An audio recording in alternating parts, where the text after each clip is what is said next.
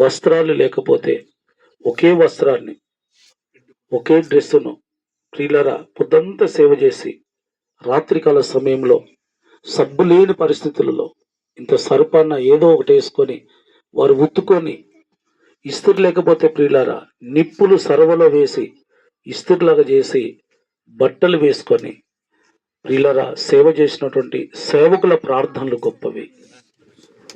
వారు ఉన్న ఉపవాసాలు గొప్పవి. వారు కార్చిన కన్నీళ్లు గొప్పవి.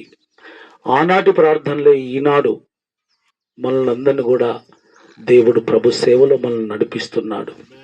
ఇది మన గొప్పతనం కాదు. మన పితరులు దేవునికి ఇష్టముగా జీవించారు. వారు వారు వారు ప్రభును స్వయంగా చూసి దర్శనం ద్వారా సేవకు వెళ్ళేవారు. వారు పిలుపు ద్వారా సేవకు వెళ్ళేవారు. వారు వాక్యం నడిపింపు ద్వారా సేవకు వెళ్ళేవారు. అలాంటి దైవ సేవకులలో అయ్యగారులు కూడా ఉన్నారు. ఎందుకంటే మనము ఇప్పుడు చేస్తున్న సేవ ఇది శారీర సంబంధంగా నడుస్తుంది. ప్రతి కాపరి గమనించవలసింది ఏంటంటే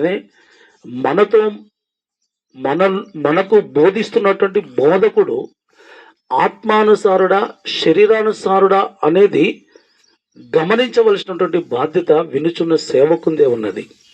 ఎందుకంటే బైబిల్లో ప్రభువు స్వయంగా చెప్పాడు, తోడేళ్ళు గొర్రె చర్మం వేసుకొని అవి బయలుదేరాయి అని చెప్పాడు.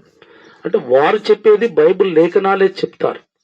కాబట్టి ఆ తోడేలు స్వభావం కలిగిన గొర్రె చర్మం వేసుకున్నటువంటి వారి ద్వారా ఉన్నటువంటి ఆత్మీయమైనటువంటి కాపర్లకైనా ఆత్మీయమైనటువంటి విశ్వాసులకైనా శ్రమలు సంభవిస్తున్నాయి. నా మాట అర్థమై ఉంటుందని నేను అనుకుంటున్నా. దేవునికి స్తోత్రం కలుగును గాక.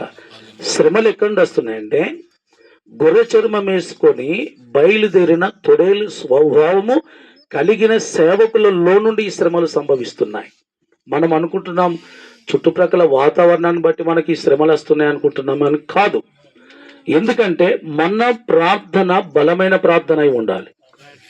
మన కన్నీళ్ళు దేవుని యొక్క పాదాలు కడిగే కన్నీళ్ళై ఉండాలి.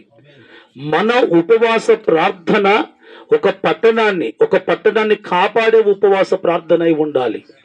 ప్రియులరా, అలాంటి ప్రార్థనల మీద మనము ఆధారపడి మన జీవిత ప్రయాణాన్ని మనం కొనసాగించాలి.